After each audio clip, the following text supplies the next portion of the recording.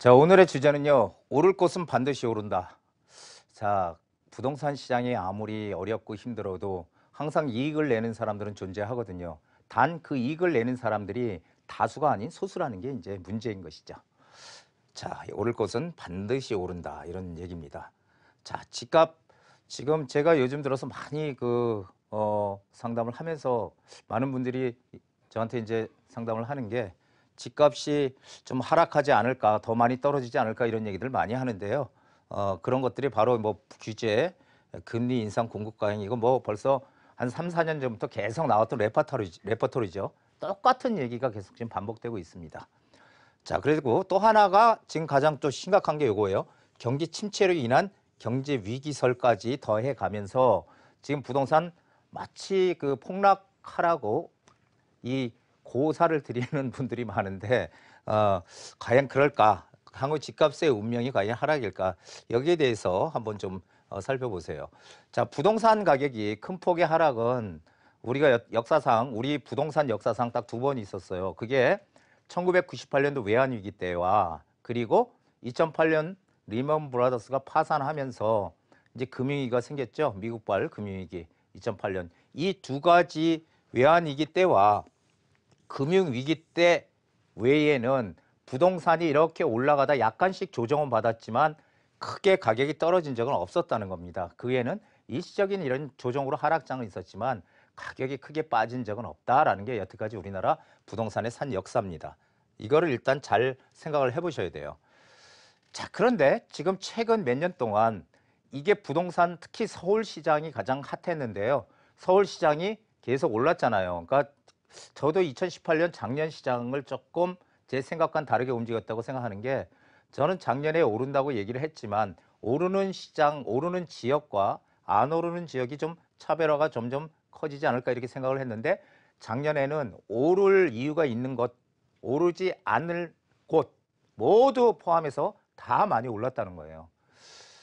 그래서 지금 그 당시에 가장 성행했던 게 뭐냐면은 갭 투자입니다.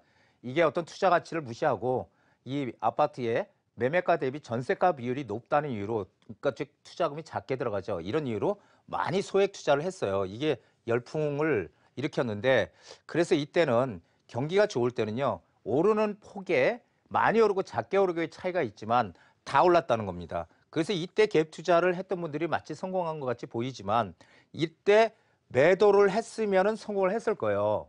예, 하지만 매도를 안 했다면 앞으로 더 문제가 생길 것이다라는 거죠. 왜? 경기가 안 좋을 때는 오를 수 있는 것만 오를 거예요. 오를 수 있는 것만.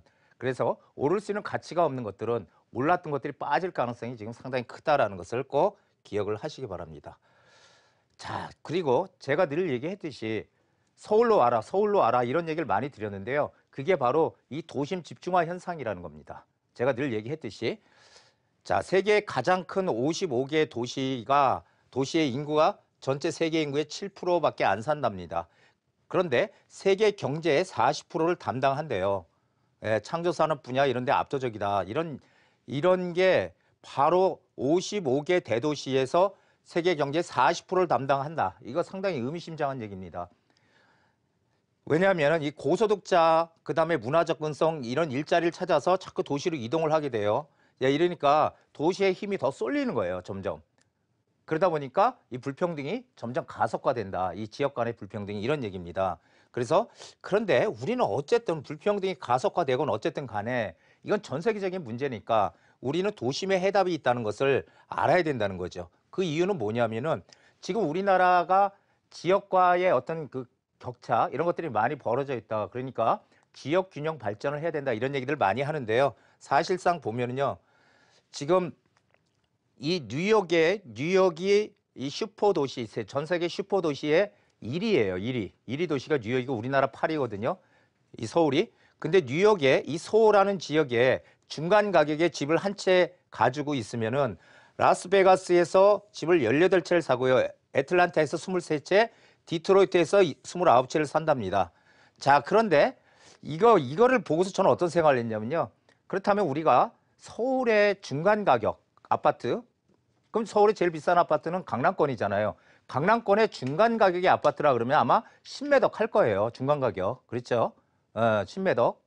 신매덕 가지고 우리가 대전이나 대구나 이런 데 가서 과연 아파트를 몇 채를 살까 한번 생각해 보면은 몇 채 살 수 있을까요? 네 채, 다섯 채? 그 이상 살 수 있을까요? 못 사죠. 즉 무슨 얘기냐면은 지금 뉴욕 같은 이 정말 우수한 인재들 그리고 이 박사들, 경제학자들이 모여 있는 미국 대표적인 도시 뉴욕 같은 경우도 이 지역 간의 격차는 우리나라보다 더 훨씬 더 크게 벌어져 있다는 것입니다. 도심 집중화가 오히려 더 심각하다. 이 선진국일수록 이런 얘기고요. 반대로 얘기하면 우리나라의 그 집값은 지금 격차가 지역 간의 격차 많이 벌어졌다고 하지만 상대적으로 작게 벌어져 있다라는 것입니다. 반대로 얘기하면요. 역설적으로 얘기하면 더 오를 가능성이 크다라는 얘기입니다. 자, 도심에서도 양극화가 커진다. 그렇다면 서울이라는 지역 자체도 마찬가지잖아요. 서울도 25개구가 있는데 다 오르는 게 아니고 거기서도 양극화가 펼쳐진다는 겁니다. 그래서 저는 이제 가장 크게 생각하는 게 입지가 부동산의 가치다 이런 건데요. 점점 지역 간의 이 차별화가 커지는 차별화 시장에서의 이 입지의 가치는 점점 더 커질 수밖에 없다는 것을 꼭 기억을 하셔야 됩니다. 자, 그렇다면 왜 이렇게 점점 벌어지느냐? 제가 이거 예전에 가끔씩 말씀드렸던 건데요. 과거에 우리가 인구가 폭발적으로 늘고 주택 공급이 턱없이 부족하던 시절에는요. 집이 10채가 있어요. 이렇게 1번부터 10번 집까지. 그런데 1번 집은 가치가 가장 크고 2번 집은 두 번째, 3번 집은 세 번째로 가치가 크고 10번 집은 가치가 제일 떨어지는 곳이지만 인구가 막 급등하고 이런 시절은요. 집이 부족하던 시절은요. 1번 집이든 10번 집이든 언제 누가 와서 사주냐의 문제일 뿐이지 다 사줬다는 겁니다. 누구나 다 사줄 사람이 있었다는 거죠. 하지만 앞으로의 미래 시장은 어떠냐는 거죠. 인구가 2031년도부터 통계청 통계에 의하면 감소를 한다고 합니다. 2030년도까지 인구가 늘어나는 것입니다. 줄어드는 게 아니고 31년도부터 감소를 하고 전국의 주택 보급률도 지금 100%가 넘었으니 이제는 과연 옛날같이 10채의 집을 다 사줄 수요가 있느냐라는 거죠. 4채까지만 사줄 수요가 있는 건지 5채까지만 사줄 수요가 있는 건지 모르겠지만 우리는 앞으로의 투자는 어떻게 된다? 이 앞쪽으로 들어가야 된다는 거죠. 이 앞쪽으로. 이 앞쪽으로 들어가야지 이 뒤쪽으로 들어가면 여기는 사줄 사람이 없다는 겁니다. 이게 차별화가 되는 가장 큰 비밀이다. 이렇게 생각하시면 됩니다.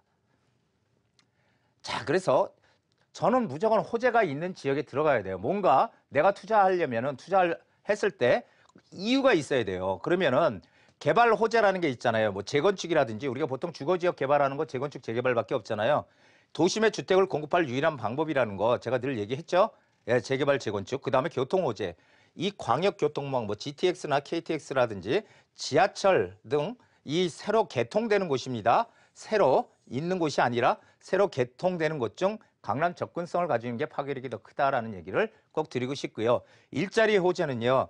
일자리는 저가의 일자리가 아닌 양질의 일자리가 많이 있는 곳, 업무 중심, 업무 지역이 크게 형성이 돼 있는 업무 중심 지역 쪽으로 들어가야 된다. 이게 가장 확실한 우리의 투자처다 이런 얘기죠. 자, 어디에 투자해야 될까요? 일자리가 많은 지역에 투자해야 될까요? 일자리가 생길 지역에 투자해야 될까요? 둘 다 좋은데? 이렇게 생각할 수 있죠. 맞습니다. 일자리가 많은 지역도 당연히 호재가 되는 거고요. 일자리가 생길 지역도 당연히 호재가 되는 거예요. 그런데 문제는 뭐냐면은 문제는 현재 비싼 지역이잖아요. 일자리가 이미 많이 생겼으니까 가격이 오른 지역이잖아요. 그렇죠? 일자리가 생길 지역은요. 아직까지는 덜 비싼 지역이라는 거죠. 우리는 이렇게 새롭게 일자리가 생길 곳으로 들어가야 된다는 겁니다. 일자리가 많이 생기는 곳은 어떻게 될까요? 거기에 문화시설이나 기반시설, 상업시설들이 다 업무시설들이 따라 들어오잖아요. 그렇죠? 그렇기 때문에 이런 쪽을 앞으로 우리가 앞으로 생길 곳, 미래 가치를 보고 이런 쪽으로 투자를 해놔야 이익을 가장 크게 낼 수 있다 이런 얘기입니다. 자, 오늘 위험은 자신이 무엇을 하는지 모르는 데서 온다. 워렌 버핏 뭐 너무 유명한 사람이죠. 예, 그래서 무엇을 해야 되는지 하는 정확한 판단 그리고 올바른 결정을 내려야 되는데 항상 그 남들의 의견을 쫓아서 가다 보면요. 자신의 생각, 자신의 의도 상관없이 가는 경우가 많아요. 이 군중심리라고 그러죠. 부동산은 특히 전체 100명이면은 5% 이내가 돈을 버는 거고요.